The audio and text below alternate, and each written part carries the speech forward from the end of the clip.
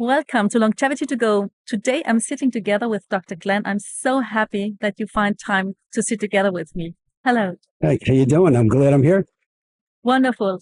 As you know, my first question to every guest in my podcast is the most important question. What does true longevity mean to you? Well, in longevity, I think if we're talking about our earthly part, we have to do everything we can to keep ourselves healthy.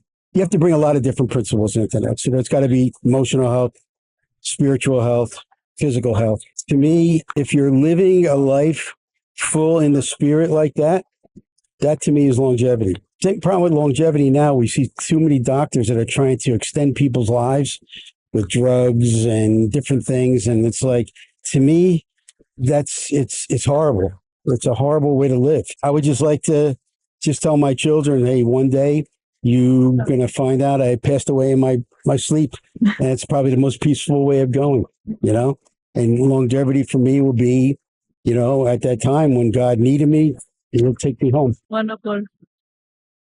So how many children do you have? I have two daughters, they're 34 and 33. They are all dentists? Their mom is a hygienist or was a hygienist. We haven't been together in a long time, so we kind of raised our children separately. I don't know if she talked them out of it or they just had no interest. They worked with me for a while. Yeah. My younger one worked with me for a lot longer than my older one. But they really had no interest. They were more interested in the business end of things. Where my oldest one now, that she's been having some health issues, she's gotten involved with a lot of biological ways of treating herself. She's seeing the right people. I've directed her. My youngest one has long COVID, which is not a fun thing to go through. So we're trying to find people to help her out and stuff too. So in that journey of trying to get healthy, they're actually learning a lot more about not only themselves, but how they can help other people. Mm-hmm. So it's a nice thing. Absolutely. But that's a mission you share then anyway with your daughters, right? To help people. Yeah. Well, you know what it was? They're the ones that introduced me to that term holistic. Yeah. My daughters got involved with being vegan and all those other things. And I never wanted to use holistic as a name. Yeah. Until somebody said, Doc, you got to put it in there because it's a great keyword. Right? So you get found. Yeah, get found and then come in and start educating people. Exactly. So I was worried because of doing all the cosmetic dentistry I was doing. All my friends are going to be like, what the heck are you talking about being a holistic dentist? When I was trying to explain to them really being functional or biologic or whatever, those words aren't going to be the ones that are going to help you when it comes to Google, Absolutely. What I found very interesting and inspiring before, what you told me is about the journey you did also the last 41 years. 41 years. 41, congratulations. That's really a fantastic experience of time, of course. And Wonderful. I had a lot of, dentistry was good to me. I made a lot of friends around the world. I can honestly say if you pick an area, I can know somebody that's in that area, and it's really nice. So yeah. I wasn't just a local guy. I got involved with a lot of organizations. I got a lot of at conventions and what have you. And now, since I'm getting involved with the holistic end of things and the more biological end of things, it's amazing some of these minds that are out there. Yeah. And I'm looking forward to talking to them and spending some time with them this weekend. Mm-hmm. Fantastic. As my listeners are many entrepreneurs, what would you say are there specific sacrifices you also have to go through in your career? Probably the biggest sacrifice that I had was when you do specialty work, it's being able to educate the people out there to know that you are the one and only, and hopefully your fees are probably going to be not comparative to general dentistry fees and stuff. So they need to feel comfortable being able to pay for, you get what you pay for. I think the hardest part has been that with the insurances and all the other things that are out there that are always constantly trying to get people to sign on to a cheaper plan and all this other stuff, getting people to understand that I don't want to have my life dictated by other people or other companies. You're coming to me with an issue. My job is to take care of that issue. Do you want me to take care of that issue?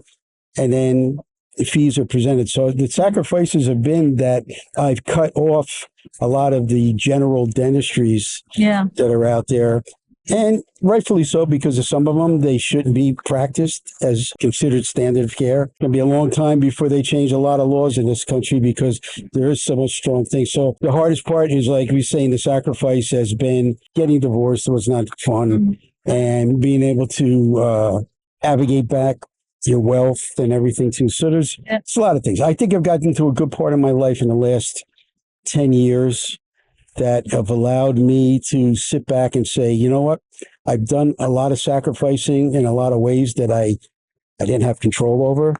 And now it's time to finally, and COVID was a great thing for me. Really? What? Gave me a chance to shut me in the house. We're lucky that we got some money from our government. I spent that money on education. I spent that money on hiring great people and training them. It was time. That was the time to really make the change that I saw. And it was just unbelievable. Like the floodgates right after COVID, everybody was looking for a better way to take care of themselves and be healthier because of, the issues that were out there. And they didn't want to go to, quote unquote, a standard dentist. They wanted to go to somebody who was educated and working on their health, focused on their health. It definitely, people start questioning more, right? Do you have the same experience? Yeah, well, you know what? Some people become Dr. Google. Yeah. And the questions that they ask are kind of like off the wall, and you got to kind of bring them down off the ledge. But the thing is that the problem with people is I think they have too much time on their hands to do investigative work. And if they could just learn the basics of what our group, the biological dentists, are doing, and come in and then finally sit down and let us educate you. Yeah. Let us educate you the right way. Yeah. Let us tell you the right direction you're going. And I will always bring in a functional medicine group to be part of that whole thing, because this is the gateway. I find some issues that we know by the body meridians that are causing these problems, and the functional medicine group takes it from there, does their IVs, does their supplementations, does certain things, and then we just do maintenance work at that point. Yeah. It's a beautiful collaboration. Sometimes it doesn't work because of different things that are going on, but I think the functional medicine doctors are a little afraid that if they refer to the dentist and these people have massive amount of work that needs to be done, that they're never going to see these people and take care of them. Yeah. But you know what? You can go out there and put them on all these programs, and if they're not getting any better, I wouldn't want to know what the person's going to say about you. Yeah. You never said to them, hey, you should have saw your dentist. You should have saw a biological dentist first. Yeah. And let's see if you have these issues. Because if you're treating people with infections and mercury fillings and cavitations and all that, it's just on the surface, even though they do IV or something like this. Yeah, that's a common issue, I think, also in Austria and Europe when it comes to these different approaches. Yeah, because functional medicine, of course, they charge other fees because an IV is a different price than getting everything done. Well, so you got something that's beautiful. See, in the United States, it's strange. I don't know why, but they don't allow dentists to do IVs. You have to go get specially trained. In Austria, also not. You can't in Europe either? No, in Europe either. Can you have a nurse practitioner work underneath you? That you can have, but with reduced programs, so to say. It's a little bit different in Germany, for example, or in Switzerland, because they have the Heilpraktiker, for example. So that's a special qualification. And in Austria, there's no way that you can do this. I'm very familiar also from our practice. What challenge can be that you have this this functional medicine apart and the biological dentistry who just knows what. Well, rightfully so. Again, if you start, it's like sleep apnea. I know what sleep apnea is. I know what sleep apnea is. I know what causes sleep apnea. I know all the physical traits of sleep apnea. But I can't tell a patient you have sleep apnea. You have to go to a medical doctor and do all the diagnostic stuff done. Yeah.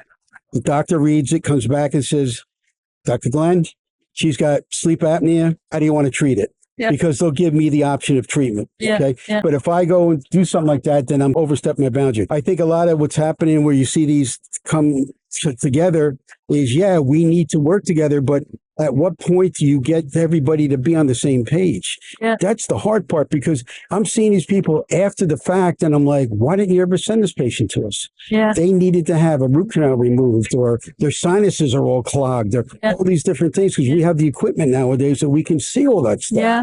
I don't want to steal. Mm-hmm. But I think we can work together where if we took care of the initial issues that were going on, Yeah.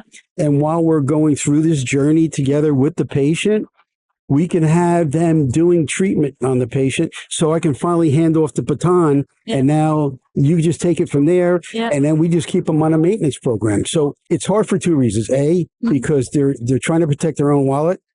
And B, because these patients have a lot of dreams and desires and wants. Yeah. They're just not financially capable of taking care of it. Yeah, this too. And I think also it's probably an attitude topic of the functional medicine doctors, for example, because very often they are too focused on just, how should I say, filling the gaps and not really to the fundament. And that's a different approach with the biological dentistry, because you're building the fundament. You always look at the fundament. And from there, you, of course. I don't also know if the insurance lobbies in your country are bad, but people walk in and the first thing they want to, you can tell them everything they got. And the first thing they'll say is, "Does my insurance cover it?" Yeah. You have to actually educate them on that part too, that insurance is a gift. Especially when it comes to dentistry. Yeah. You always have a maximum. Yeah. Yeah. And I can probably tell you're going to max out, but that's it. That's as much as you can say. I don't discount my fees. I don't do those things. I got away from insurance companies. I worked with them for 35 years to try to like them. And when I finally got out of it, I couldn't believe the letters that they sent to my clients. Really? That I've had for 35 years saying, you know what? Dr. MacFarlane is not part of your group anymore. Why don't you go here and you can get your stuff done cheaper? Yeah, that's unfortunately many, many challenges one has to face, right? But still you're on a mission, because I'm certain you experience these rewarding moments when patients are healed, right? That's the reason why people get doctors, right? I mean, I could have a big party one day and just have people coming in and say, "Come on, meet the people that I've healed," and stuff like that. That they're not getting paid. Let them tell you their journey and how they're keeping up with things. And it's always been a collaborative treatment. I'm not, and this is where where my spiritual part comes in with me, is that I just think God gave me a great gift. I can help people, a conduit for Him. And I can do that and help these people out. But you know what? I do need help, and I need to work with other people that are in the same frame as mine. Yeah. Myself. Yeah. Do you use in your practice any kind of artificial intelligence for the work? Absolutely. But the hardest part with the AI, I haven't used it in doing any kind of dentistry. I just think it's wonderful in note taking, because now I can sit there and I can talk to the patient. And I can ask any question under the sun. I don't have to have the person behind me trying to write real quick. Everything's got to be written down. Try to put everything on the charts. I could just go in there, ask questions, and all of a sudden the patient might come up and say something, and I'll start talking about that subject. Yeah. Especially women, menopausal women and stuff like that. They want to talk. Because they're having issues. They want to find a problem. They hate the night sweats. They hate all the other things that go along with it. So I can get there and get involved in the conversation, or it could be almost anything. Some people want to start crying because they've been through something and they haven't been healed. You capture that raw moment by an AI, which is great. We use it for reception stuff. We use it for a few other things. I think it's important because some of the things that we've missed in our business is now being picked up by the AI. We even wear a thing around the office. It's called Fieldy. It's pretty funny. It can capture live conversation between staff members, morning huddles, all those different things that might get missed are transcribed now. And of course, if there's certain things you don't want in there, you just get rid of it. But you don't miss the beat. And I think AI is important. So I don't know if are you asking from like robotic AI, or are you talking about? No, robotic. I know it also because we investigate here also a lot what's possible and what potential it has. I mean, in all different kind of other fields, of course, robotic is possible. I think this might take time in dental surgery that you really can do robotic things. I don't know. Well, it's like anything else. It's like I won't get in a car that doesn't have a driver, When a patient get in the chair when there's not a dentist there or an assistant or something like that. I mean, yeah.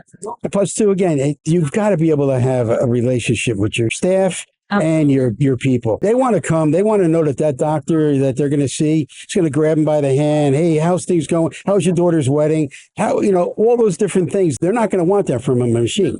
And that's definitely one thing AI will never be able to replace, right? Yeah, and even so, and even if you built it into the machine, it's still a machine talking, right? Absolutely. Not a human. If you have an avatar or a clone with your voice, which also is possible, but I think it's more this what you said before. You touch someone, for example, the machine can't touch. Yeah. Well, we need humans need. That's part of what God blessed us with. We have a limbic system. We have emotions. Yeah. We're able to express emotions. Well, so we don't want to take that away. To me, that is the most subjective thing that you can get from a patient. When you're sitting talking to them, you can see all these objective things on the screen, and that might be scary for them. Yeah. But you want to hear about that. You want to know, what are you feeling inside? What is it that, that I have people come in that have had a heart attack and they got stents, and they're coming in and they're saying, Doc, I'm afraid of dying again. What could I do with my mouth that can help me with my body? A machine's not going to answer that kind of question. I hope in my days, if I stick long enough with dentistry the way I do it, because I can turn it into a retirement type thing, because I love the field, but I can't see taking that part of anything away from human beings. Definitely. When you look in your career, what was the most burning topic people came to you? It was cosmetics. Cosmetics. Yeah. Back in the day, it was cosmetics, because there wasn't a cosmetic dentistry. I mean, dentists repaired teeth, and composite and porcelain were just starting to come in vogue. I graduated in 1985. They started the Academy of Cosmetic Dentistry in 1987. That was the first big academy. When I was learning, before I got out of school, I actually had to go to the lab techs that were starting to do it and working with certain dentists out there, knowing that it was still not I shouldn't say the word taboo. It wasn't readily acceptable. So if you did it on somebody and it failed, they could sue your butt really bad, because the board wouldn't stand behind you for anything. So the big thing was, how could you start introducing cosmetic dentistry out there, conservative cosmetic dentistry, because a lot of times we were pretty radical on how we fix smiles. Yeah. What is radical and what is conservative? Well, somebody comes to you and I use a nice term, a ratty looking smile. Okay. Color, teeth are chipped, shaped, they're out of position, all this, and they want a beautiful smile. So we set everything up, trying to make everything all in alignment. But the way the teeth were situated, you had to take off a lot of this one, a little of that one, some from the inside of this one. So what happens is, at that point, now you compromise the tooth. Okay. And if they're young enough, they're going to have to live through maybe 2 or 3 changes of those teeth, the restorations, or go through needing root canals and everything else. And I didn't like root canals a long time ago. There was always something that bugged me about a root canal, that other than getting somebody out of pain, what good was a root canal? So when implants started coming out, that's where I started going. But anyway, I went more from that way I learned cosmetic dentistry back in the day, start learning about conservative. Okay, it was going to be a little more, because we have to do orthodontics and move your teeth into a better position. Okay. And take away less tooth. So everything, when it comes down to it, it's all about conservatism. It's all about proper position. It's all those things first, and then the beautification process. But everybody wants things yesterday, and they're willing to pay for it. Sometimes no matter how much you tell them, hey, listen, this is what's going to happen. You're compromising your teeth. But again, if you know that in your mind, you hold that to the patient, and they can turn around and they have a problem, they can sue you for it. Yeah. Regardless if they sign consent forms. Yeah. If you knew, hey, listen, I'm doing all these things and here's these problems. It's just like a young kid used to come 2 young kids came to my practice. They wanted me to put these gold teeth into their mouth. And I just knew it was a moment. Yeah. And someday 10 years from now, you're going to look in the mirror and go, what the hell was I thinking? And you want to know what? That dentist shouldn't have done it. So you just got to find those ambulance chasing lawyers that, they're going to make your life miserable. Absolutely. Absolutely. Yeah. Wonderful. I could keep talking with you. Unfortunately, we have to stop one point. Yeah. I appreciate it. You really kind of stirred up a conversation out of me. Thank you. Thank you. Got to get a plug and plug me up. It was a real pleasure. I hope to see you soon again. Yeah. We'll be around. Hopefully get a chance to talk privately. Definitely. Definitely. Thank you so much. You're very welcome. Have a great night. You too. Bye.